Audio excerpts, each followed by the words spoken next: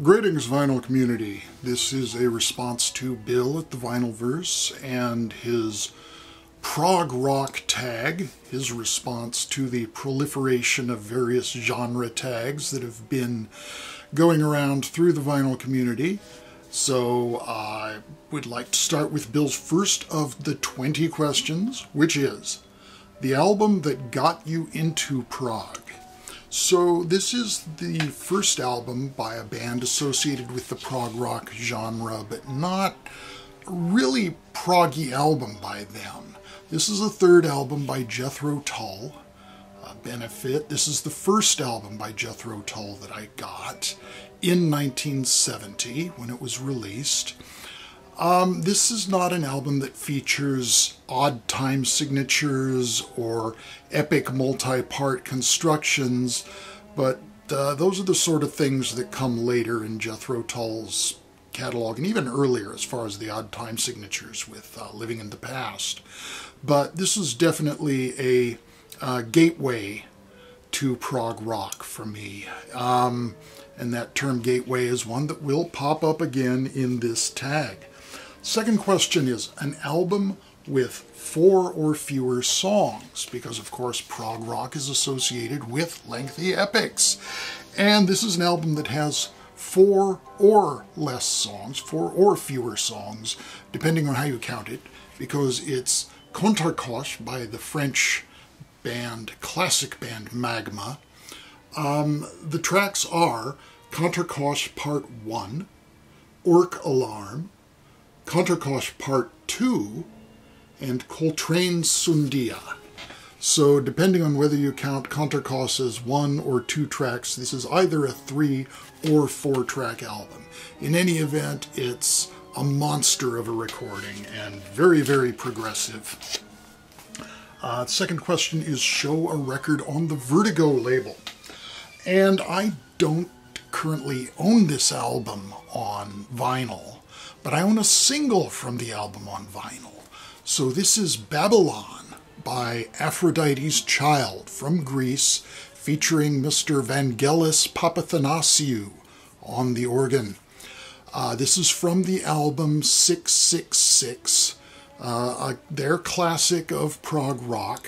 It was Aphrodite's Child featuring vocalist Demis Roussos, who went on to have a more middle-of-the-road type of career, but Aphrodite's Child got very, very proggy on that album, double LP, classic 666. So this features Babylon on the A-side and Break, also from the album, final track on the album, I think, on the B-side. And this is indeed on the Vertigo label with just a little logo version of the famous Vertigo swirl. And tracks are credited to Papathanasiou and Ferris.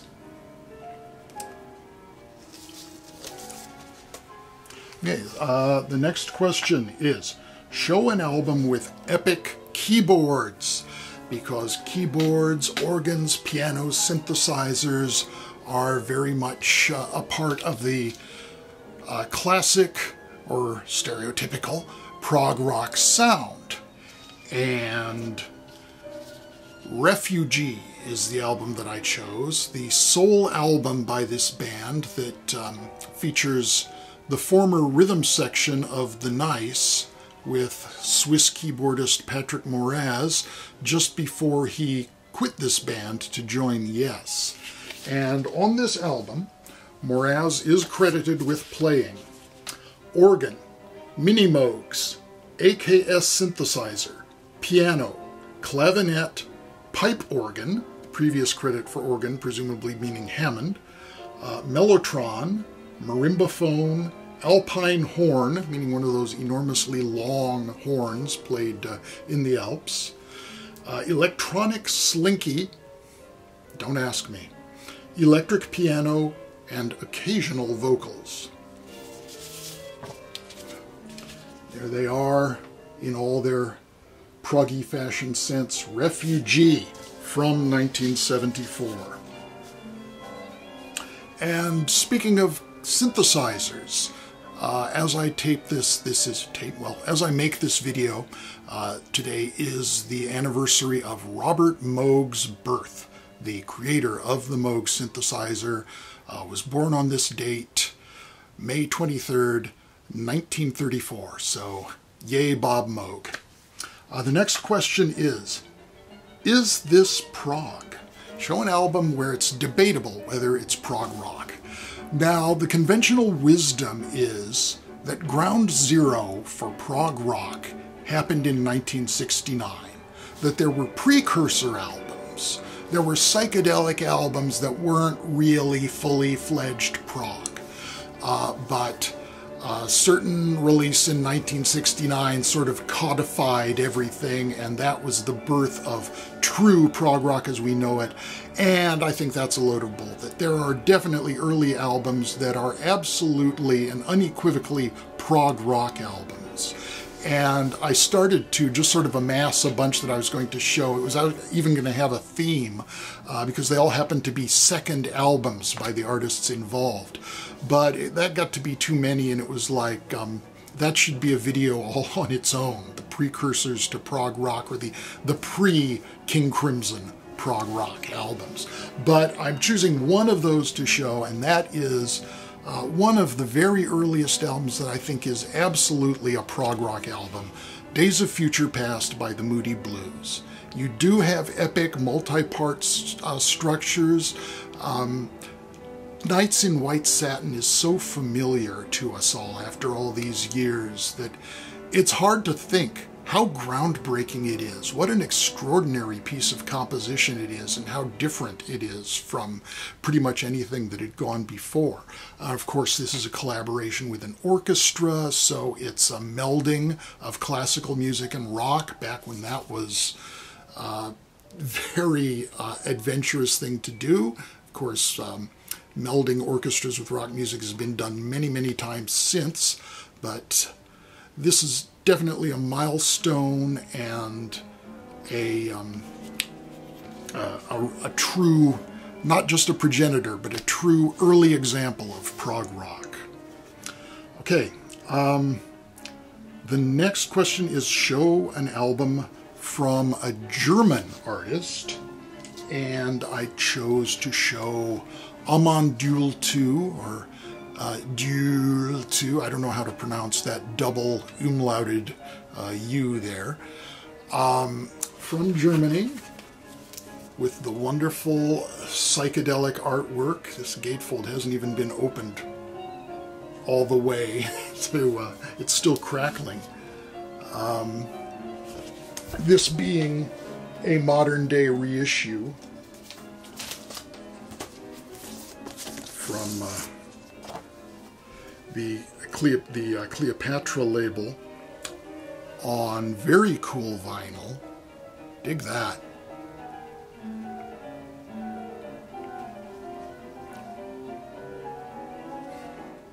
And the next question continues the geographical theme with show an album from a band from the UK.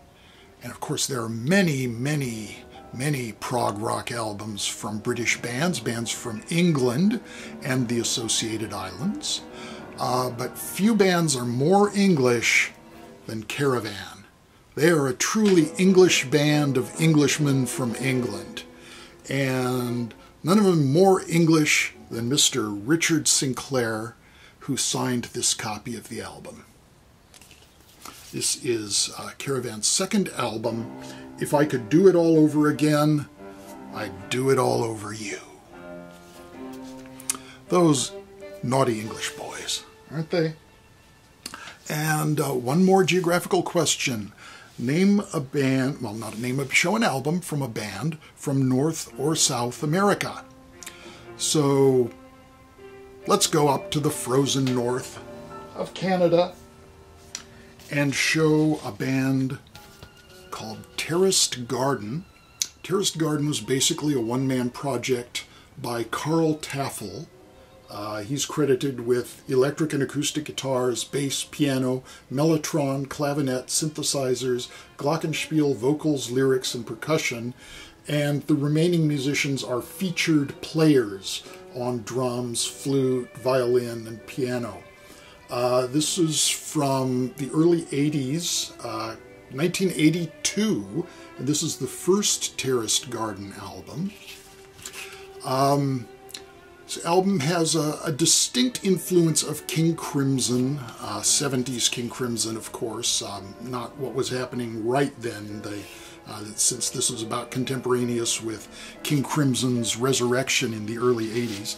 Here is the second Terraced Garden album, Braille, still featuring Carl Taffel, this time credited with 4 other musicians as structure and 3 further musicians as featured players. And the third, and I believe last, Terraced Garden album, Within. There we go. And again, the band is credited as structure. Although not everybody plays on everything. That's just how it goes in Terraced Garden world. But that is a band from the northern part of North America.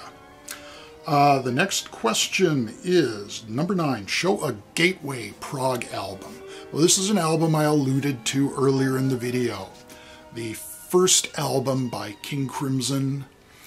The album that, in many people's estimations, started the whole bandwagon, In the Court of the Crimson King, released October 1969.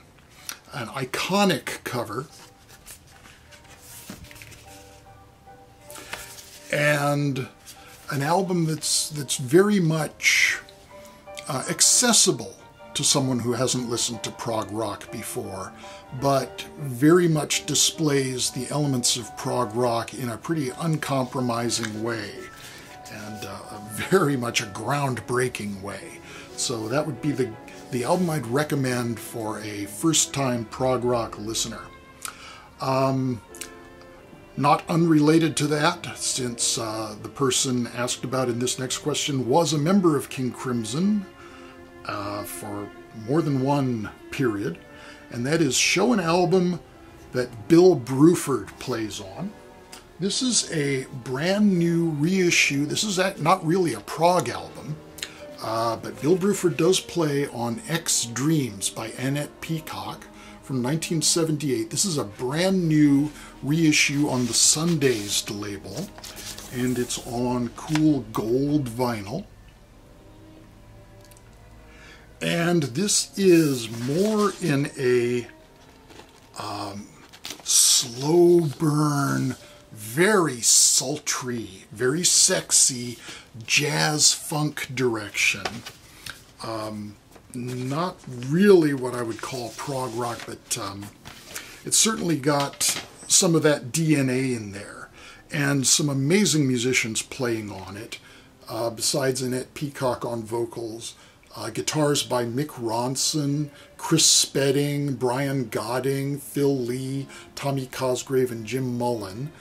Bass by Kuma Harada, Jeff Klein from Isotope, Stu Woods, Peter Powell, and Steve Cook, who was in Soft Machine in one of their late 70s incarnations.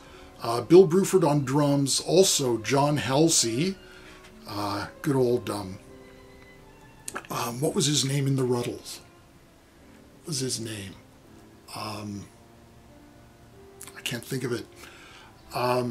Rick Marotta and Dave Sheen, George Kahn, Dave Chambers, and Ray Warley on saxophones. There's flute uncredited. I'm sure that's Ray Warley too. Peter Lemur on keyboards. So, great stuff.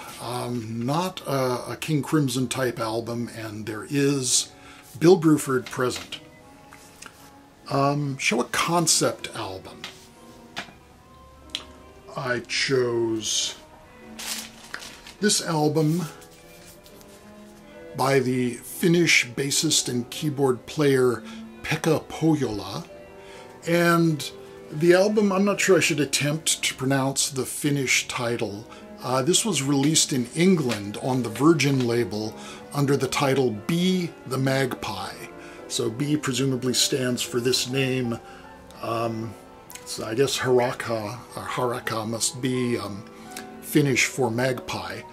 And in the grand tradition of prog rock concept albums, the concept itself makes absolutely no sense. It's the story of an actual magpie who is hatched in his little nest in the forest and goes through these tribulations where he's alarmed by all the hustle and bustle of the other animals in the forest.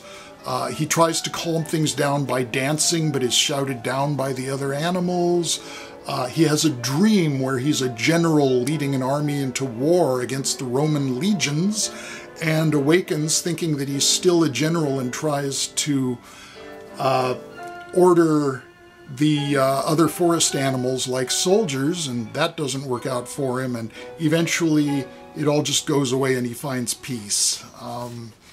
I don't know how that's supposed to work, but this is a reissue on the Svart label, on this Svart green label, green vinyl. In any event, the album is all instrumental, so you don't even have to worry about all that bizarre story that's in the liner notes. In this edition, got it in Finnish on the back and in English on the inside.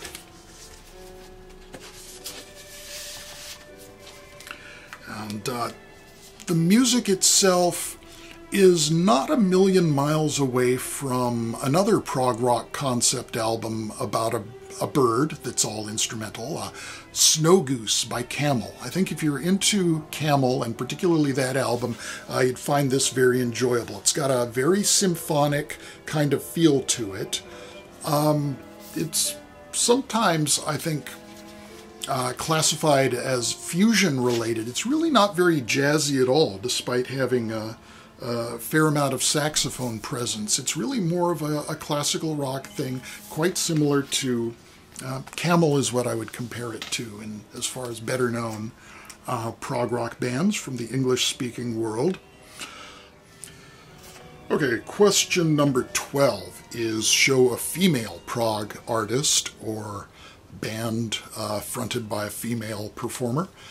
And I can't show vinyl for this one. I initially was going to also show a vinyl release by a different band, but I'm saving that one for a later question. This is the Japanese band Angel in Heavy Syrup. They don't have vinyl releases as far as I can tell. Their albums were only released on CD and cassette. These are from the 90s, and the albums are this debut, Angel in Heavy Syrup, where the band is a trio. Second album, Angel in Heavy Syrup, Roman numeral 2, expanded to a quartet. And third album, Angel in Heavy Syrup, Roman numeral 3, again a quartet. And fourth album, can you guess? Angel in Heavy Syrup, Roman numeral 4, where they are reduced to a trio again. I got to see this band in the mid-90s when they were supporting Gong at the Great American Music Hall in San Francisco. Very compatible band with Gong, as this is a space rock band. They actually sound more like krautrock. Krautrock fans would definitely dig Angel in Heavy Syrup. And I got to purchase this album at the band's merch table at the show, so I was able to have them personalize it, got their autographs there, and I particularly like the little drawing there that Tomoko does. Little cat, because she's got a cat, and then Minoko here has a cat, and Japanese ladies who like cats. How can you beat it? Okay, question number 13 is show a solo album by a member of a prog rock band. And I'm showing a solo album that was recorded by a member of Colosseum at the point when Colosseum itself met its demise. And in fact, in the liner notes of this album, It's headed Blurb. So in the blurb for this album, it begins, "The day we met in the pub and knocked Colosseum on the head, I said I would make a solo album. This is it. I've never enjoyed myself so much." This is Dick Hextall-Smith, saxophone player from Colosseum, and his solo album, A Story Ended, title derived from T.S. Eliot and the Four Quartets. Maybe more on that later, we'll see. In a sense, this is a Stealth Colosseum album because it features Dick Hextall-Smith's realization of an epic prog rock masterpiece, The Pirate's Dream, which Colosseum worked on in their later days, but it never came together and wasn't released in the band's own version. It did eventually come out on a box set, but not on a regular Colosseum album. And that's an amazing track. Very prog. This album is not 100% prog. There's blues, jazz, prog, rock, all blended together in an amazing way. This is just an incredible album. Lyrics by Peter Brown, who's well known as a collaborator with Jack Bruce for Cream and solo, and in more recent days he's become the lyricist for Procol Harum, teaming up with Gary Brooker. Most of Colosseum plays on the album. They have Chris Farlow on vocals, Mark Clark on bass, also vocals, John Heisman on drums, and Dave Greenslade on piano. Also vocals by Paul Williams, not the little bowl-cut guy, but singer-songwriter guy, but the Paul Williams who collaborated with Alan Holdsworth and was in Tempest. Caleb Quay on guitars, Rob Tate on drums, Gordon Beck on piano, Graham Bond on keyboards, including piano, organ, Moog synthesizer, and vocals, and Chris Spedding on electric guitar. In one of my most recent videos, I went into great praise for Jack Bruce's third album, Harmony Row. This has some of that DNA, but in a more proggy way. A lot of the same musicians are involved. So, enough of that long-winded discussion of the solo album, A Story Ended by Dick Hextall-Smith. So the next question is, a Roger Dean album cover. Well, I didn't want to show a Yes album because I thought that was kind of too obvious, but I think my favorite Roger Dean album cover would be Yes Songs. But I chose instead an album that's related to that last one because it's a solo album, again, by a member of Colosseum who plays on that album, Dave Greenslade. This is Dave Greenslade's album, Cactus Choir. This is a bit later. That Dick Hextall-Smith's album is from 1972. This is from 76. Yes, 76. And there is your Roger Dean rock formation type cover. Repeated on the back with the Doctor character from the Greenslade Band albums reprised. And the next question, number 15, show an album that was released in 1971. So an album that is enjoying its 50th anniversary, and I chose Soft Machines 4. This is the last album they recorded with Robert Wyatt as a member of the band. He shows there. And there's the other half of the band. This is a reissue from Music on Vinyl. So it does have the original Columbia CBS Records logo, but it's on this clear vinyl. And an album that was probably released right around this time 50 years ago. Next question, number 16, is show a live prog album. and I chose an album by PFM, Cook. In Italy, this was released, I believe, under their full band name, Premiata Forneria Marconi, and for the Americans, that was abbreviated to PFM. The Italian album was live in the USA. In America, again, a different title, Cook, and we get the sort of snake stew. It's just a completely different package for the American audience. This is a great, great live album, very high energy, very proggy, very Italian. Cool stuff. Okay, question number 17, show your last purchase of a prog rock album. This is the other album that I would have shown for the female-fronted or led question. This is Illusion from 1977 and their first album, Out of the Mist. Illusion is made up of the musicians who basically were formerly Renaissance in its original incarnation before it evolved into the Annie Haslam-fronted version of Renaissance.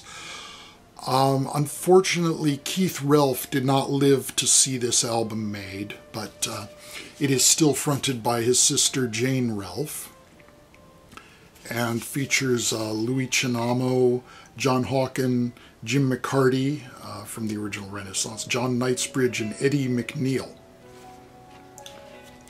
So, Illusion is the band name. They took it from the second Renaissance album, which was titled Illusion.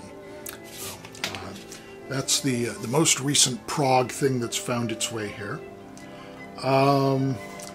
The next question is an album released within the last 25 years.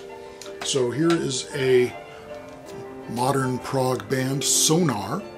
This is from 2015. Great band, very heavy prog. Elements of King Crimson again, Nick Bartsch, Steve Reich, and Philip Glass. They've got a definite minimalist vibe going on. They bill themselves as post-minimalist. And this is a double LP version of an album that was released on CD in a shorter form. This one adds live bonus tracks and is on the utterly splendid cuneiform label. Next question, show an album that contains an incredible guitar solo.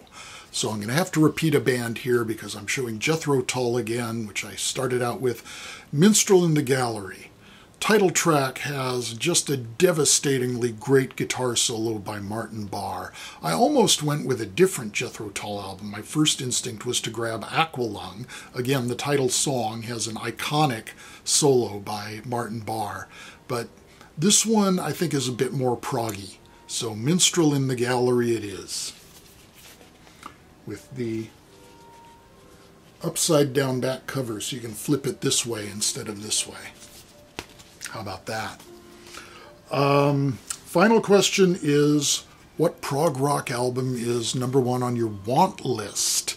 Well, like Bill, I could say many, many things. The one that I think I've been keeping an eye out for lately is trying to find an OG copy of the second album by Hatfield and the North, The Rotters Club.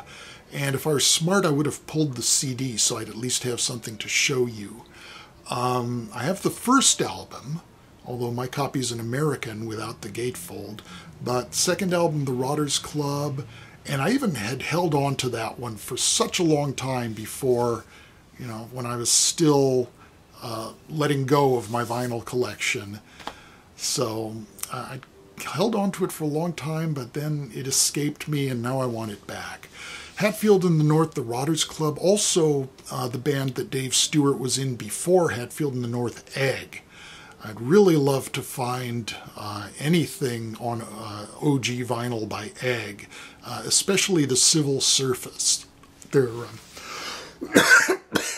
excuse me, their third album, that was sort of a reunion album.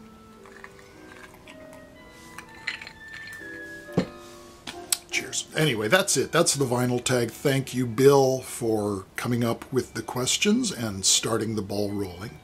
Little personal news for those of you who've been kind enough to be interested in my own music. I did release a new album recently, and this is it. Well, this is it. Rat's Alley. The vinyl release was supposed to be out right about now, but it has been delayed, so I'm looking at late July or beginning of August for the vinyl edition. This does have my epic Prog piece, Where the Dead Men Lost Their Bones. So this is a Prog statement, so it fits in with this this little to-do here. Thank you very much for watching. Be well. Talk with you again soon. I actually questioned whether I really would be talking with you again soon, because I'm really pissed off at YouTube for their new practice of adding commercials to pretty much every video. When I first discovered that my videos had ads rolling on them, I was not happy.